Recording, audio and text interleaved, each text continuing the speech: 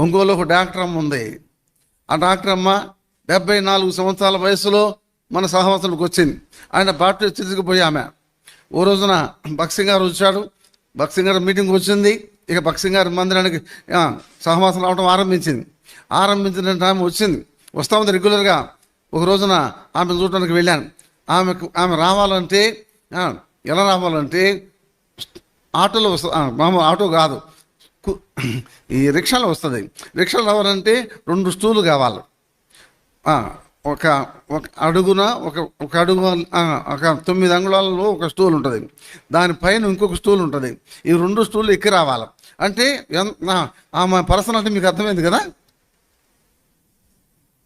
అటువంటి ఆమె వస్తుంది మందిరానికి, వస్తుంది రెగ్యులర్గా, ప్రతి ఆదివారం వచ్చేది. ఓ రోజు నేను వెళ్ళాను చూడటానికి.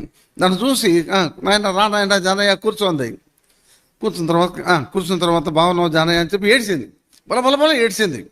నాకు అర్థం కాలేదు ఎందుకు ఏడ్చిందో. అప్పుడు ఏడుస్తూ చెప్పింది. ఏం చెప్పింది తెలుసా? జానయ్య, నువ్వెంత ధన్యుడివి, చిన్న వయసులో నువ్వు దేవుని సేవకు వచ్చావు. మీ వాళ్ళందరూ నాకు తెలుసు బ్రాహ్మలు, మీ లాయర్లు, మీ ఆఫీసర్లందరికీ నేనే కాన్పు చేశాను. కానీ నువ్వు చిన్న వయసులో బ్రాహ్మణుడిగా ఉండి దేవుని నమ్ముకున్నావు నాయన, చాలా సంతోషం అని చెబుతూ ఏడ్చింది.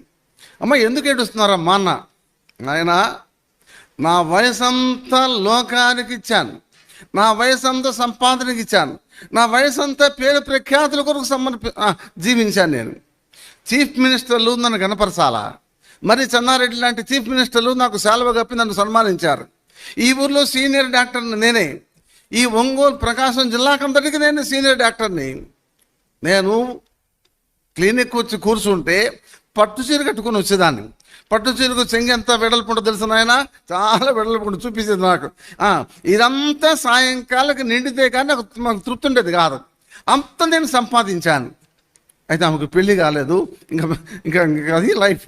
కానీ దేని కొరకు ప్రయాసపడ్డానంటే దీనికి సంపాదించాను, దీని కొరకు ప్రయాసపడ్డాను. పేరు సంపాదించుకోవాలి, డబ్బు సంపాదించాలి. అయితే ప్రభు నాతో మాట్లాడినప్పుడు నేను మారుమనసు పొందాను, దేవుల్లోకి వచ్చాను. ఇప్పుడు నాకున్న ఆశ ఏంటంటే మళ్ళీ తిరిగి ఎట్లా దేవునిలో సంపాదించుకోవాలి.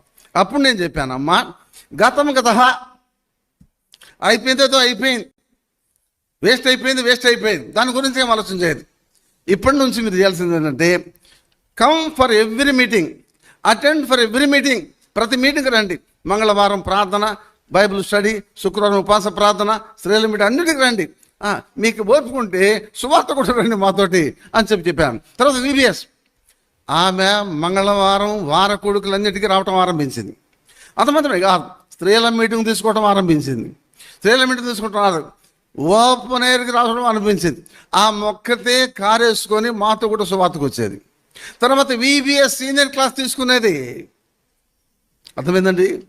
At the age of 94 I visited from Vizag to Ongole. ఆమె చూడటానికి వెళ్ళినప్పుడు జానయ్య ఎట్లా ఉన్నావు నాయన అని చెప్పింది. ఎట్ ద ఏజ్ ఆఫ్ 94, అమ్మ మీరు ఎలా ఉన్నారు నాయన? మా ఇంట్లో ప్రతి బుధవారం స్త్రీల మీటింగ్ జరుగుతుంది.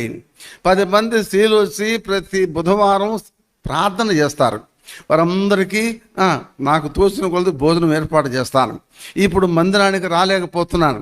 ఇప్పుడు వాక్యము రేడియోలో వస్తుంటే కూర్చొని రాసుకుంటున్నాను. 94 సంవత్సరాల మనిషి దేవుని వాక్యము రాసుకుంటూ ఉంది. ఏమిటి? అయ్యో నష్టపోయినానే, నా జీవితం నష్టం చేసుకున్నానే, నా వయసు పాడు చేసుకున్నానని చెప్పి గ్రహించినటువంటి ఆమె జ్ఞానము గలది.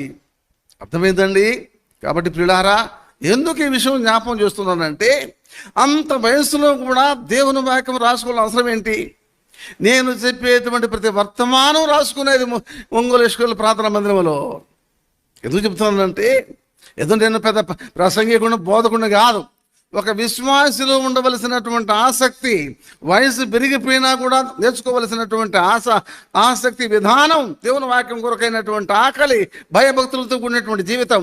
నష్టపోయిన జీవితం నష్టపోయింది, కానీ మిగిలిన కాలం జాగ్రత్త చేసుకోవాలి. ఏదో లోకములు జీవించాం, భ్రష్టత్వంలో జీవించాం. ఇందాక చూసాం కదా, పిచ్చి పాటలు, అంజల పాటలు, అల్లరితో కూడిన ఆట పాటలు, వేస్ట్ అయిపోయింది జీవితం అంతా. అక్కడేం రాయబడిందంటే ఆ వచనాల్లో అన్యజనుల ఇష్టము నెరవేర్చుటకు త్రాగుబోతులు విందులు, చేయదగిన విగ్రహ పూజలు, అల్లరితో కూడిన ఆటపాటలు మొదలైన వాటి అంటే ఇంకా ఇంకా ఇంకా ఇంకా ఇంకా ఇంకా ఇంకా అన్నమాట. మొదలైన వాటి అంటే అటువంటి వాటితో కాలము గడుపుచు అన్యజనుల ఇష్టము నెరవేర్చుటకు గతించిన కాలమే చాలు. ఇంగ్లీష్ బైబిల్ ఏంటంటే యూ స్పెండ్ ఎనఫ్ టైం. నువ్వు కావలసినంత కాలం అన్యులతో, లోకస్తులతో, అవిశ్వాసులతో అయిపోయింది. గతించిన కాలం చాలు. మిగిలిన కాలం ఏం చేయాలా? ఆయనకు ఇష్టముగా జీవించాలి. Life is 2 parts. ప్రభును నమ్మిన కాలం, ప్రభును నమ్మని కాలం. నమ్మని కాలం వేస్ట్ అయిపోయిన కాలం, నమ్మిన కాలం ఉపయోగించుకోవలసిన కాలం అయిపోయింది. ఏమైపోయింది? వర్తమానం అయిపోలా.